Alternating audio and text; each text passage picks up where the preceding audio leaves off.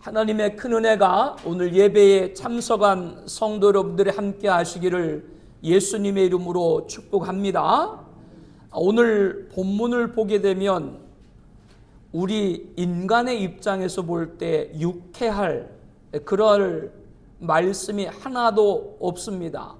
모두 죄들을 열거하고 있기 때문에 그렇습니다. 왜 죄를 열거하고 있는 것인가? 지난주일 말씀에서 하나님은 지금도 진노하고 있는가? 제아를 통해서 모든 경건하지 않음과 불의에 대해서 하나님은 지금도 진노하고 계시다. 우리가 말씀을 나눴습니다. 경건하지 않다라고 하는 것은 불경건이죠. 그것은 하나님을 알되 하나님을 영화롭게 하지 아니하는 공견연히 하나님을 대적하는 죄입니다. 종교적인 죄라고 할 수 있고 이것은 죄 중에 죄입니다. 그리고 두 번째 불의.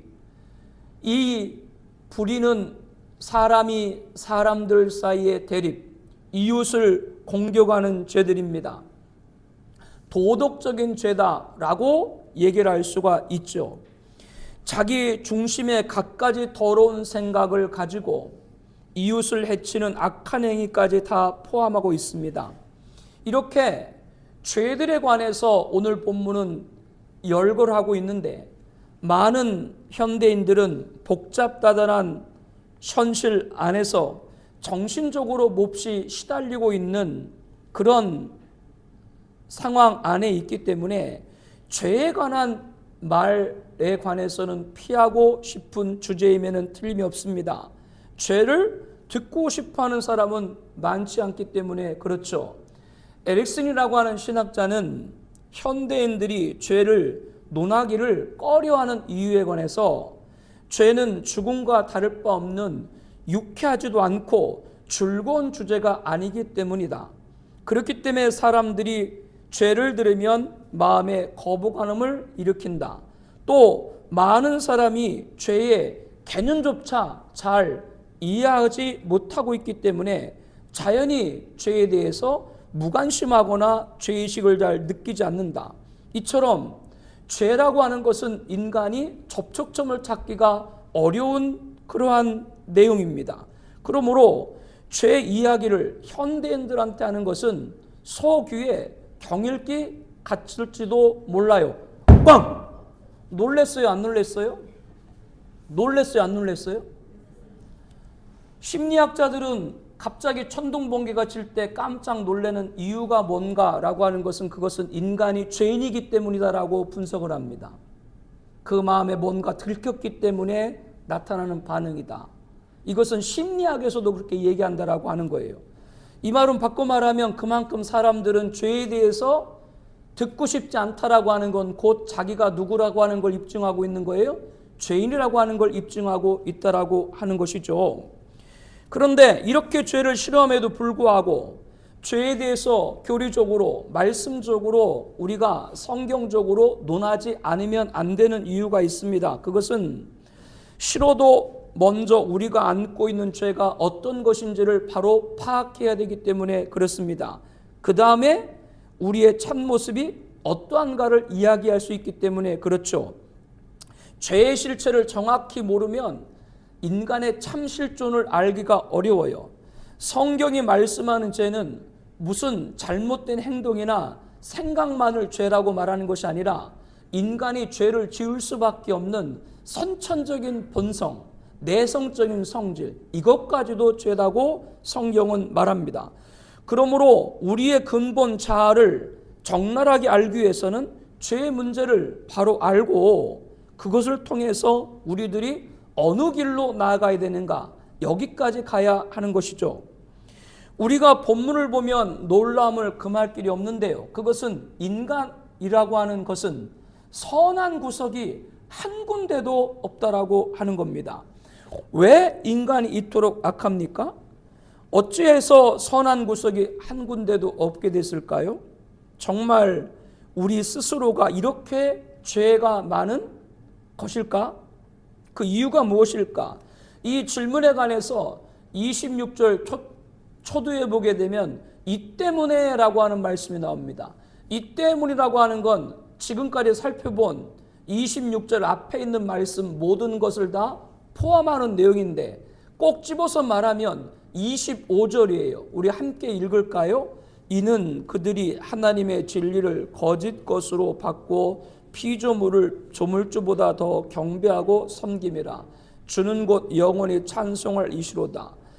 여기에서 말씀하고 있는 것이 사람들이 피조물을 누구보다 조물주 하나님보다 더 경배하기 시작하면서 인간은 말할 수 없는 악한 존재가 됐다. 이렇게 진단을 하고 있습니다. 인간이 왜 조물주를 섬기려고 하지 않았는지 그 이유가 무엇인가? 28절 말씀해 보니까 그들의 마음에 누구를 두기를? 하나님 두기를 싫어하며.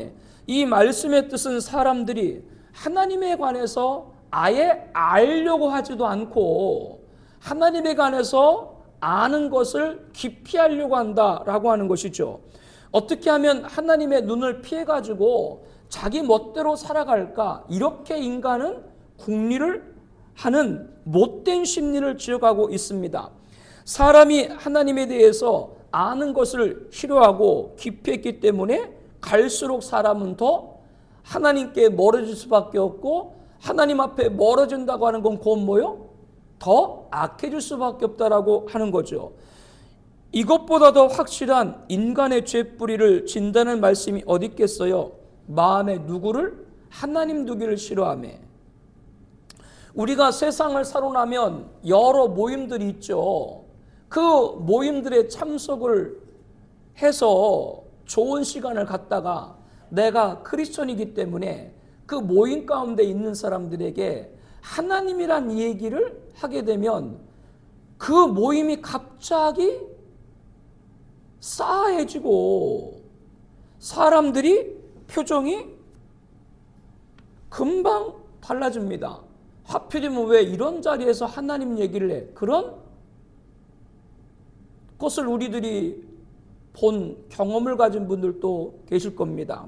그리고 하나님을 말하는 사람은 재미없는 사람이고 거척거리는 사람으로 여기는 것이 세상 모임의 그러한 모습들이죠. 이것은 하나님에 대해서 아는 것을 노골적으로 싫어하는 그런 인간의 모습을 보여주는 단적인 예라 할 수 있죠. 인간은 마음에서 하나님을 추방시키고 그리고 그 자리에 자기 자신이 올라앉은 거예요. 하나님 간섭받지 않고 마음껏 자유를 누리고 싶은 거예요. 사람이 이렇게 악한 행동을 하니까 하나님이 어떻게 하셨어요? 제 마음대로 하도록 내버려뒀어요. 28절 말씀에 하나님께서 그들을 그 상실한 마음대로 내버려두사 합당하지 못한 일을 하게 하셨으니. 그렇기 때문에 우리에게 어떤 결과가 왔느냐? 상실한 마음. 상실한 마음이라고 하는 건 부패했다라고 하는 거예요. 부패했다라고 하는 것의 원문의 뜻을 보게 되면 동전의 규격이 맞지 않아 가지고 쓸모없이 되었다라고 하는 겁니다. 즉 하나님을 거부하는 인간의 마음은 규격에 맞지 않아서 쓸모없는 동전 한 입에도 지나지 않는 그런 존재다. 인간이 하나님을 떠난 악한 모습이 그렇다라고 하는 것이죠. 마음만 부패하는 것이 아닙니다. 마음에 부패하니까 행동도 튀게 돼요. 죄로 짓게 되는 것이죠. 하나님 미워하는 못된 짓만 골로 사는 사람이 된 겁니다. 결국 인간은 근본적으로 선한 구석이 하나도 없어요. 이게 인간의 본성이에요. 인간의 실존을 알아야 돼요. 그래야 그 다음에 내가 어떻게 살아갈 수 있는 길인가 그거를 알게 되는 거예요. 바울은 부패한 마음을 가진 인간이 무엇이나 제 마음대로 할 수 있게 되자 하나님 앞에서 얼마나 합당치 못한 일을 많이 행했는가를 사례들을 쭉 열거하면서 마치 쇼윈도에 진열되어 있는 그런 상품들처럼 우리들의 죄를 적나라하게 열거하고 있습니다. 여기에 나와 있는 죄들은 당시 로마 사회에 있었던 그 죄악 몇 가지만 뽑은 거예요. 몇 가지만 뽑은 거지 여기 말씀에 나와 있는 죄들도 모든 죄를 망라하는 것은 아니다라고 하는 걸 먼저 여러분들이 알아야 됩니다. 2000년 전에 로마 사람들이 이런 죄를 범했다. 그거는 그들의 얘기가 아니라 21세기를 사는 오늘 우리들도 별다를 바가 없습니다. 로마 사람의 죄악상은 바로 우리의 죄악상이기 때문에 성경의 기록을 통해서 남겨준 것이죠. 그렇기 때문에 로마 말씀을 오늘 우리들이 보게 된 겁니다. 그러면 이제 구체적으로 인간이 저지른 죄악이 어떤 것인지 내용을 하나하나 보면서 알아보도록 하겠습니다. 26절, 이 때문에 하나님께서 그들을 부끄러운 욕심에 내버려 두셨으니 곧 그들의 여자들도 순리대로 쓸 것을 받고 영리로 쓰며 그와 같이 남자들도 순리대로 여자 쓰기를 버리고 서로 향하여 음욕이 부릴 듯하며 남자가 남자와 더불어 부끄러운 일을 행하여 그들의 그릇됨에 상당한 보응을 그들 자신이 받았느니라. 이 말씀은 여러분들이 알고 있는 것 같이 동성애에 관한 것입니다. 인간이 하나님을 떠남으로 인해서 가장 첫 번째 죄가 성적 타락입니다. 그런데 그 성적 타락 가운데 가장 심각한 죄가 동성애입니다. 이 죄는 이미 24절 말씀 앞에도 그들의 몸을 서로 욕되게 하게 하셨으니라는 말씀을 통해서 우리에게 전하고 있죠. 성범죄는 어느 시대나 그 사회의 타락상이 어느 정도인가를 알 수 있는 샘플이 됩니다. 성경에 나와 있는 소돔과 고모라가 가장 좋은 사례가 되죠. 이 소돔과 고모라가 타락의 극치를 달렸어요. 그래서 하나님께서 천사를 보내가지고 소돔의 죄악이 얼마인지 어떤 정도인지 알아보도록 했죠. 그런데 예를 들면 그 도시가 타락했다 그러면 뭐 살인이라든가 뭐 강도라든가 무슨 뭐 부패라든가 도박이라든가 폭력이라든가 이런 것들이 있을 거 아니에요. 그러나 성경에서 고발하고 있는 것은 소돔의 성범죄를 고발하고 있다라고 하는 것이죠. 그 중에 동성애, 만연된 동성애를 타락의 증거로 말하고 있습니다. 이것은 무엇을 말하는가? 만일 동성애가 유행처럼 퍼지고 당연히 그것이 당연한 것으로 받아들인 그 사회는 치유가 불가능한 말기 현상이다라고 하는 걸 우리에게 알려주는 겁니다. 우리가 살고 있는 시대가 이와 같은 것이죠. 하나님이 사람에게 허락하신 성은 고귀한 목적과 엄격한 질서를 가진 축복입니다. 처음부터 남녀가 성관계를 할 수 있도록 허락된 건 결혼뿐입니다. 그러나 하나님을 떠난 인간은 결혼이란 틀 속에서 만족하기를 거부했죠. 결혼이란 자연 질서를 버려버리고 금지된 쾌락을 즐기고 누렸습니다. 그들이 나중에는 걷잡을 수 없을 정도로 문란한 성행위를 즐기면서 그런 사회가 된 것인데, 그 중에 가장 하나님께서 말씀하신 동성애를 우리들은 한번 생각해 볼 필요가 있습니다. 로마 사회에는 당시에 귀족에서부터 노예까지 구석구석 이 동성애가 퍼졌는데요. 로마 초기의 황제 15명을 연구한 결과 그 15명 가운데 14명이 동성애자였습니다. 황제 그러면 수많은 처첩을 거느릴 수 있었을 텐데, 그럼에도 불구하고 이런 비정상적인 성애를 즐겼다는 것은 당시 로마 사회가 동성애를 자연스럽게 인정하고 결국 그것은 하나님의 심판의 임박을 소돔에서 보듯이요 우리에게 알려주고 있는 것이죠. 그러면 동성애가 로마 사회에만 있었던 일인가? 그렇지 않습니다. 이미 서구에는 1980년대에 오래전이죠. 동성애가 다 합법화됐고, 그래도 아직도 개신교의 가치와 성경적인 보수신앙에 남아있는 그런 개신교의 그런 모태라고 할 수 있는 미국은 2015년에 동성애를 합법화했습니다. 우리나라도 문화적으로는 이미 용인이 되었고 사회적으로는 떳떳한 구성원으로 지금 되어가고 있고 법적으로는 합법화가 임박해 있고 영적으로는 사탄의 회상, 사탄의 회당, 목사가 아닌 자들이 목사인 척하면서 로마 캐톨릭 이교등과 함께 동성애 합파를 앞장서고 있는 종교다원주의, 배교로까지 이어지고 있다는 걸 우리들은 잘 분별을 해야 됩니다.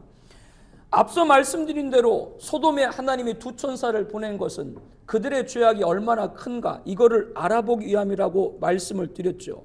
만약에 그들이 죄악이 크지 않았다면 느니웨를 심판하려고 했다가 돌이키셨던 것처럼 심판 안 하실 수도 있었을 거예요.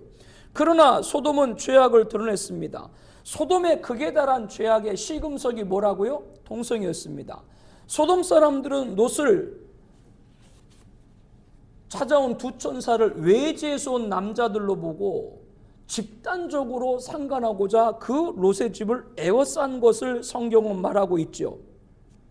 26절 27절 본문에 보게 되면 여자들도 순리대로 쓸 것을 받고 영리로 쓰며 그와 같이 남자들도 남자와 더불어 부권을 행한다. 여기 말씀에 보게 되면 하나님이 동성애를 무슨 일이라고 말했어요? 부끄러운 일이라고 얘기를 하고 있습니다. 그런데 사람들이 부끄러운 일인 줄 모르고 산다라고 하는 것이죠. 하나님은 이 동성애자들이 부끄러운 일을 향하여 그들의 그릇 때문에 상당한 보응을 그들 자신이 받았다고 27절에 말씀하고 있습니다. 이 동성애자들이 상당한 보응을 받고 있다. 지금 우리 사회는 현재 동성애를 받아들이려고 하는 움직임이 있긴 있지만 아직까지 사회에서는 대개 배척을 받고 있죠. 그것 자체가 이미 상당한 보응을 받고 있는 것이다. 그렇게 말할 수도 있고요. 20세기 말부터 찾아온 에이즈, 무서운 병이 생겼습니다. 그러나 동성애자들 가운데는 에이즈 같은 중병에 걸린 후에도 그 행위를 그치지 않고 좋은 신약이 나왔다고 홍보를 하면서 계속해서 중단하고 있지 않고 있지요. 소돔의 온 성의 사람들이 롯의 집으로 몰려와서 두 천사를 상관하려고 했다. 죄악의 만연이 됐고 가치가 상실이 됐고 신앙이 붕괴된 그것을 통해서 우리들에게 보여주고 있는 겁니다. 이렇게 소돔과 같이 동성애가 공론화가 되고 하고 있습니다. 여기를 여러분들 잘 들으셔야 돼요. 공론화가 되어 가고 있다. 동성애가 공론화가 됐다고 하는 건 그 외에 모든 죄는 다 찼다라고 하는 거예요. 동성애는 죄악의 대명사입니다. 재앙의 리트머스입니다. 심판의 바로미터입니다. 이제 죄악이 하늘에 사무쳤다. 하나님의 심판이 임박했다고 하는 걸 우리에게 알려주고 있는 것이고 전 세계 자유주의 국가 가운데 동성애가 합법화되지 않는 나라는 대한민국밖에 없어요. 우리나라가 합법화한다라고 하면 그것은 정말 주의심이 가까운 징조 중에 하나로 우리들은 경각을 해야 됩니다. 그렇기 때문에 앞장서 가지고 주의 종들이 이것을 막는 거예요. 우리 사랑하는 자녀, 초등학생들 학교에서 성교육을 하는데 부부가 소개되는데 부부 그러면 남자 여자가 부부잖아요. 그런데 부부에 남자도 부부로 나오고 여자도 부부로 나오고 아이들 지금 교재에 그렇게 나온다고요. 매체에 공중파에서 혼자 사는 여자분이 인공수정을 해가지고 출산을 해서 아기를 낳고 레즈비언이 그와 같이 해서 아기를 낳고 게이들은 입양해가지고 가정을 만들고 이것이 무슨 사회의 좋은 사례처럼 공견연히 공중파에서 방영이 되고 있습니다. 또 하나는 동성애 대중화입니다. 지금 우리나라의 성소수자 LGBT, 레즈비언, 게이, 비섹슈얼, 양성애자 가리키죠. 트랜스젠더들. 이들은 아직까지 소수지만 그들을 위해서 제정되는 차별금지법을 찬성하는 사람들이 점점점 많아지고 있죠. 나는 동성애자는 아니지만 동성애자들을 위한 대한차별금지법은 찬성한다. 이런 사람들이 많다는 것은 자꾸 여론을 모으고 대세를 자꾸 형성해 나가는 거예요. 이것이 바로 동성애의 대중화입니다. 이런 현상은 두 가지입니다. 나와 직접 문제가 없으면 상관하지 않겠다라는 것이고 또 하나는 동성애자들도 사회의 한 부류로 본다라고 하는 것이죠. 그러나 그리스도인들은 달라야 됩니다. 우리는 성경의 텍스트입니다. 성경에서 하지 말라고 하는 것은 하지 말아야 될 줄로 압니다. 이것이 지금 우리 시대의 사명이 되어야 하는 것이죠. 동성애자. 동성애자는 불쌍한 영혼이에요. 그러나 동성애는 그들이 주장하는 것처럼 유전일 수가 없어요. 어떻게 동성애가 유전입니까? 남녀의 성은 하나님이 정하시는 줄로 믿습니다. 동성애자들이 말하는 자신들이 유전이다 뭐 이런 이유를 내세우면 사실상은 자기들의 정욕을 불태우고 있는 것이죠. 고린도전서 7장 9절에 정욕이 불같이 타올라, 분명히 거기도 말해요. 정욕이 불같이 타올라고는 결혼을 하는데 동성 간의 결혼이 아니라 이성 간의 결혼이라고 성경은 분명히 명시하고 있습니다. 악한 정욕과 탐심은 우상숭배라고 골로새 3장 5절에 말합니다. 악한 정욕과 탐심은 우상숭배다. 바꿔 말하면 동성애는 우상숭배예요. 동성애자는 빨리 하나님 주신 성으로 돌아와야 될, 우리가 기도하고 사랑해야 될 분들이지만 동성애는 용납할 수 없습니다. 동성애가 성경이 죄라고 하기에 성도는 동성애를 죄라고 말할 수가 있어야 하는 것이죠.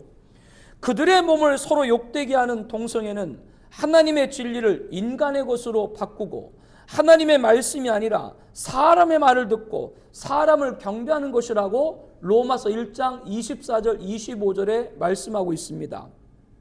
성소수자를 위해서 운동하는 분들을 대단히 아주 은권 운동하는 분으로 칭송을 하는 그런 일들을 보고 있습니다. 동성애는 가장 큰 죄악인 우상숭배입니다. 동성애자들은 예수 믿고 그 정욕과 탐심을 십자가에 못 박고 치유해야 될 불쌍한 영혼들이죠. 우리는 그들을 위해서 중보하고 진리를 전해야 됩니다.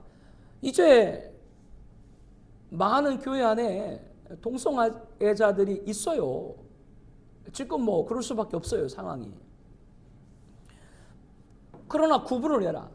동성애자들은 빨리 예수 믿고 치유받고 구원받을 영혼이지만 동성애의 합법화, 입법화는 절대 용인해서는 안 될 줄로 믿습니다. 왜 그렇다고요? 모든 죄 가운데 죄악의 대명사가 동성애이기 때문에 동성애를 용인한다는 건 어떤 것이다? 모든 죄악은 이미 다 찼다. 이것은 곧 하나님의 임박한 심판을 우리에게 경종하고 있다라고 하는 것을 다시 한번 저와 여러분들이 경각을 하고 우리 삶의 현장에서 진리, 빛의 소리를 증거할 수 있기를 예수님의 이름으로 권면합니다. 동성애 다음에 나오는 죄들이 무엇인지 본문을 우리가 한번 보겠습니다. 29절에 보니까요. 곧 모든 불의, 추악, 탐욕, 악의가 가득한 자요. 시기, 살인, 분쟁, 사기, 악독이 가득한 자요. 여기 먼저 가득한 자요라고 하는 말에 붙는 죄가 처음에는 4가지가 나오고 가득한 자요 뒤에 나오는 죄가 5가지가 나옵니다. 가득하다라는 말은 죄 짓는데 마음이 온통 뺏겼다. 하나님을 섬기지 않으니까 그 마음에 뭐요? 죄 짓는 마음이 온통 빼앗겨버렸다. 하나님 무서운 줄 모르고 온갖 악한 짓을 자행한다. 이렇게 가득한다라고 말하고 있는 거예요. 먼저 모든 불의. 모든 불의란 광범위한 죄를 포괄하는 성경적 용어입니다. 즉 여기에 기록된 죄 말고도 모든 죄를 다 모든 불의 이렇게 말하고 있는 것이죠. 그 다음에는 추악과 악의가 나옵니다. 이 2가지는 인간이 본성적으로 행동면에서 철저히 악하다고 하는 걸 얘기를 해요. 그래서 추악과 악이라고 하는 건 인간이 그렇게 악한 행동을 이중적으로 강조하기 위해서 추악하고 악하다. 오늘 설교 서론에 말씀을 드린 대로 오늘 본문은 읽기가 굉장히 어느 부분에 있어서는 어려워요. 근데 여러분들 하나님 앞에 솔직해야 돼요. 왜 죄의 문제에 어려워요? 우리가 죄인이기 때문에 그래요. 결론에서 말씀하겠지만 성경은 죄를 말하고 죄인이야라고 끝나는 것이 아니라 우리들에게 죄인에서 구원받을 길을 주신 줄로 믿습니다. 그거를 나가는데 이것을 우리가 한 번쯤은 깊이 있게 다뤄야 하는 것이죠. 다음으로 탐욕에 대해 살펴보겠습니다. 탐욕은 더 많이 가지고자 하는 욕망이죠. 철저히 자기 위주의 소유욕입니다. 아무리 가져도 만족 못하는 거예요.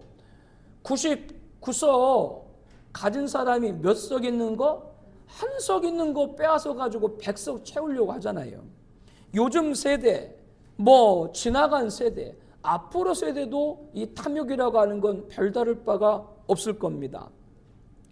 두 번째 가득한 죄에 해당하는 5가지 시기, 살인, 분쟁이 나옵니다. 이것들은 한 통속이에요. 왜 그러냐? 가인이 아벨을 죽이기 전에 어떻게 했어요? 시기가 나고 얼굴 안색이 몹시 분해서 변했다. 남을 시기하게 되면 분쟁하게 되고, 분쟁하고 싸우다 보면 미워하게 되고, 미워하다 보면 어떻게 돼요? 살인에까지 이르는 것이죠. 그렇기 때문에 시기, 분쟁, 살인은 한 통속이에요. 그 다음으로 나오는 것이 사기. 우리가 잘 아는 아주 고약한 죄입니다. 사기의 어원은 고기를 낚을 때 쓰는 미끼, 그 미끼를 가리키는 아주 간교하다는 뜻을 가지고 있습니다. 남을 사기치는 사람은 머리가 좋아요, 나빠요? 머리가 대단히 뛰어난 것이죠. 1982년도에 중앙정보부 제2차장 남편을 내세워가지고 고위층을 대상으로 사기 사건, 당시 우리나라 국가 예산의 10%에 해당하는 6,404억 달러를 한 여자분이 금융사기를 했습니다. 당군일의 최대 장영자씨죠. 그런데 이분이 출소하고 난 이후에도 5차례 걸쳐가지고 똑같은 유형의 범죄로 다시 구속되고 수감되고 반복을 했습니다. 그래서 올해 1월 달에 출소 예정이었는데 또 다른 사기 사건으로 연루돼서 재판을 받아가지고 82세의 고령인데도 불구하고 다시 수감이 됐습니다. 그 나이에 이르서까지요. 얼마나 사람들을 그렇게 감쪽같이 속이면 사람들이 눈을 뜨고도 그분의 말을 들으면 다 넘어간대요. 이게 보통 머리가 뛰어난 것이 아니죠. 바로 이것이 사기입니다. 그리고 악독이라고 하는 건 의도적으로 행하는 나쁜 짓을 가리킵니다. 그렇기 때문에 사기와 악독은 같은 고리에 달려있는 죄라고 할 수 있습니다.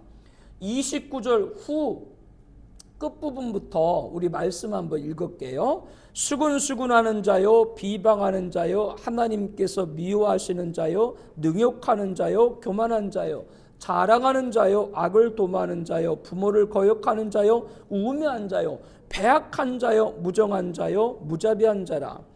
수군수군하는 자, 비방하는 자, 이건 역시 둘 다 비슷한 뜻을 갖고 있습니다. 엄밀히 말하면 수군수군이라고 하는 건 그 사람 없는데 다른 사람과 함께 그 사람 욕을 하는 것이고, 비방하는 건 당사자가 자기 앞에 있는데 신란하는 것을 가리킵니다.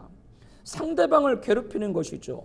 그 다음으로 하나님께서 미워하시는 자, 이 하나님께서 미워하시는 자는 두 가지로 해석을 해요. 하나님께서 미워하는 자 혹은 하나님을 미워하는 자. 두 가지 중에 어떤 게 더 본문을 볼 때 합당한가를 볼 때 후자입니다. 왜냐하면 오늘 여기 말씀은 인간이 하나님을 향해서 짓는 죄들을 말하고 있기 때문에 하나님을 미워하는 자, 이렇게 보는 것이 맞다라고 하는 것이죠. 하나님을 미워한다고 하는 건 정말로 큰 죄죠. 그리고 능욕하는 자, 교만한 자, 자랑하는 자, 이것도 서로 비슷비슷한 성격을 갖고 있습니다. 교만이라고 하는 건 자기를 과시하는 거예요. 능욕이라고 하는 건 뻐기는 거예요. 여러분도 뻐겨 보셨어요? 뻐기는 거 몰라요? 아니, 빠가사리 말고, 그 매운탕 끓이는 빠가사리 말고 뻐기는 거, 남들 앞에 자기가 잘났다고 뻐기는 거 있잖아요. 자랑한다라는 말은 원문을 보게 되면 자랑한다는 방랑자, 방랑하다라는 뜻이 있는데, 이게 뭐냐면 옛날에 우리 어릴 때 장날이 있었죠. 5일장. 장을 쓰게 되면 그때 꼭 거기에 돌팔이 의사나 그 약장사들이 꼭 와요. 그래서 자기가 그 약을 갖다가 뭐 어떻게 해서 만들었는데 만병통치래. 그 약을 먹으면 안 낫는 병이 없대. 그렇게 돌팔이 의사하고 약쟁이들이 꼭 장날에 와가지고 사람들을 모아다가 허풍을 치는 것이죠. 그와 같이 자랑은 그런 걸 말하는 거예요. 이와 같이 남보다 우월하다고 착각하고 속에서 사는 자들이 바로 뭐요? 능욕하는 자, 교만하는 자, 자랑하는 자입니다. 그리고 악을 도모하는 자, 부모를 거역하는 자, 우매한 자, 배악한 자, 부정한 자, 무자비한 자.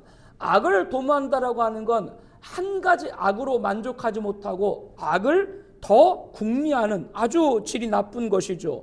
부모를 거역한다라고 하는 것은 우리가 잘 아는 대로 배은망덕한 표본이라고 할 수 있습니다. 그리고 우매한 자라고 하는 건 하나님을 멸시하는 미련한 자라고 하는 거예요.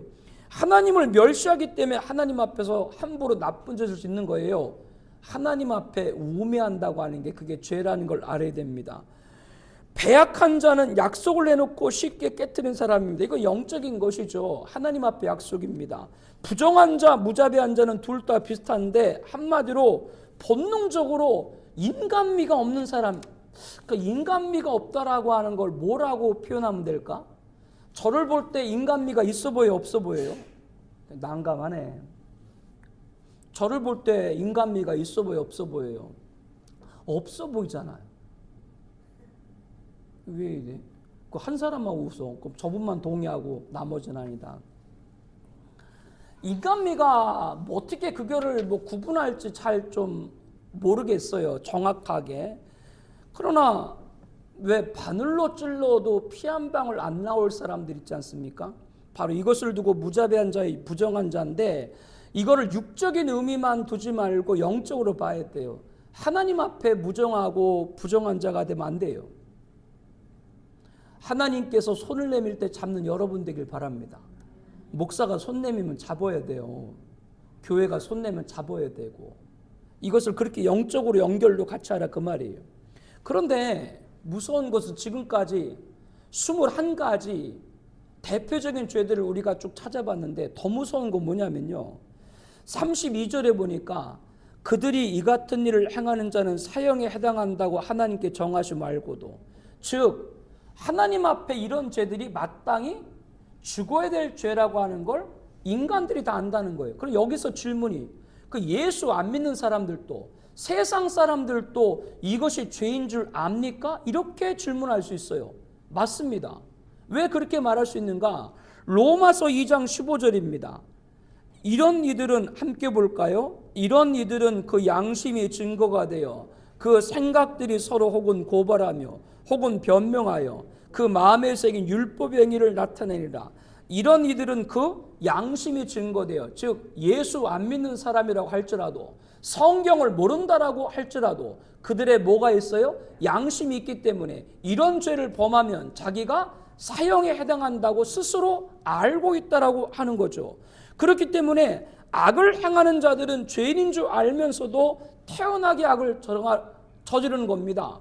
그 이어서 32절에 말씀하죠. 하나님께서 정하심을 알고도 자기들만 행할 뿐 아니라 또한 그런 일을 행하는 자를 옳다 내리라. 일반적으로 사람들은 자기 혼자 죄를 범하고 만족하지 않습니다.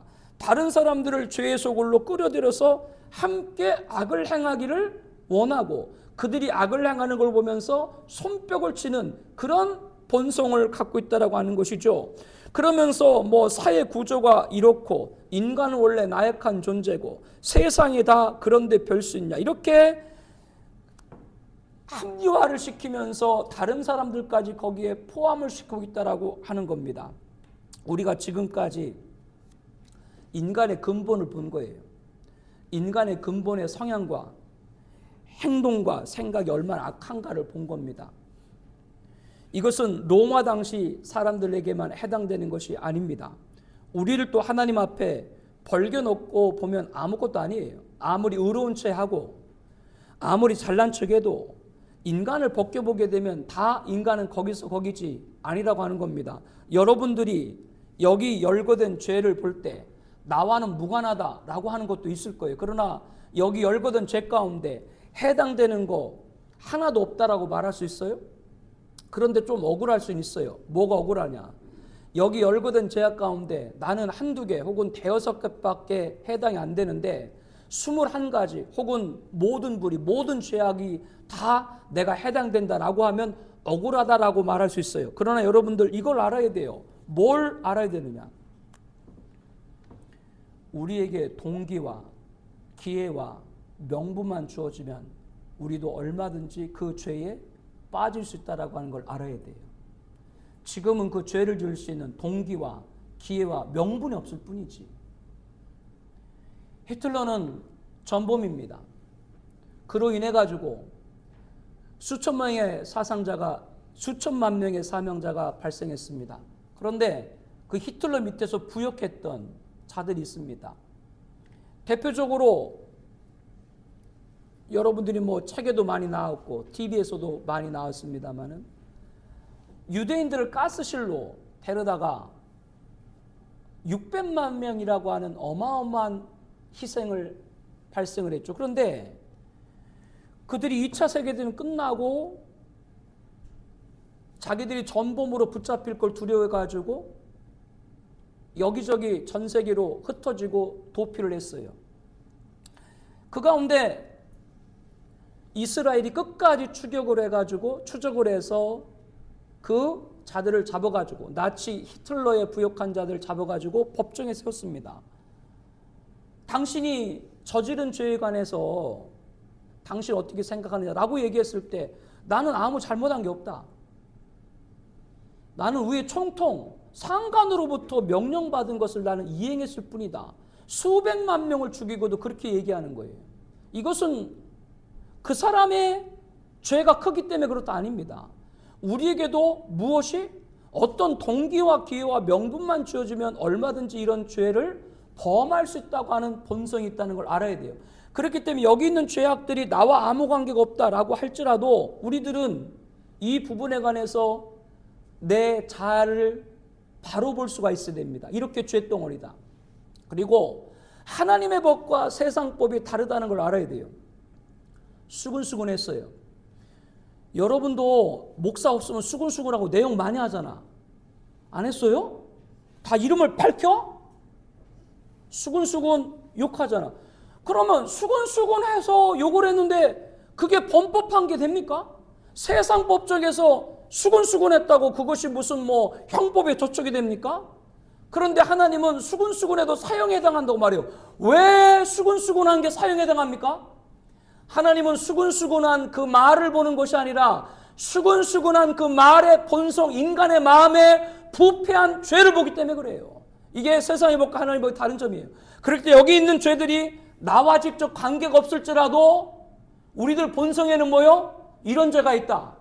우리 스스로 그렇게 된 실존을 봐야 돼요. 사랑하는 성도 여러분, 이렇게 죄악 투성이로 우리가 천국에 들어갈 수 없고 또 감출 수도 없고 우리들이 그 천국 하나님께로 나아가는 것은 다른 것이 아니라 예수 그리스도 그 길 하나뿐인 줄로 믿습니다. 그분만이 우리를 완전히 새 것으로 바꿀 수 있기 때문에 그렇죠. 이 말씀 하나하나를 읽으면서 저 자신도 마치 마귀가 나한테 손가락질을 하고 너 이렇게 죄졌지 이렇게 죄졌지 너 오늘 뭐뭐뭐뭐야 이렇게 마귀가 저를 고소하는 것처럼 느껴지기도 합니다. 그러나 이런 절망, 우리들의 본능을 이런 죄라는 모습을 보고도 우리들이 여기서 은혜를 알아야 될 것이 있어요. 어떤 은혜야? 첫 번째, 하나님을 싫어하는 부패한 마음을 예수 그리스도 안에서 새 마음으로 바꿔주신 줄로 믿습니다. 이게 은혜인 것이고, 두 번째, 예수를 믿자마자 모든 죄를 무조건 용서해 주신 은혜입니다. 이게 두 번째 은혜이고, 예수 믿은 후에도 여전히 악함이 남아있지만 성령께서 감화시켜서 악을 범하지 못하도록 막아주신 은혜입니다.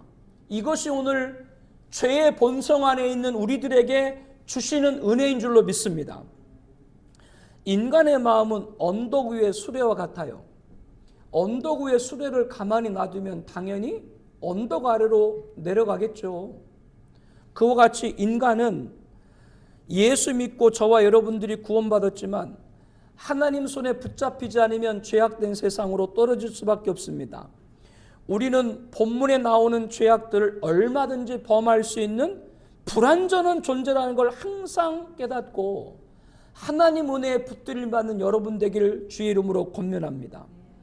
그 놀라운 은혜를 베풀어 주신 하나님께 찬양 올려드리는 우리가 되기를 원합니다. 그리고 우리가 사랑하는 이들이 이 하나님 은혜의 손에 붙들림 받기를 기도하기를 바랍니다. 우리 함께 기도하겠습니다. 우리 기도 제목, 우리 주보사에 간지 있죠? 우리 함께 읽겠습니다. 인간에게서는 전무하고 죄만 있습니다. 성경의 죄는 잘못된 행동이나 생각만 아니라 죄를 짓게 만드는 선천적인 본성, 내적인 성질까지도 포함하기 때문입니다.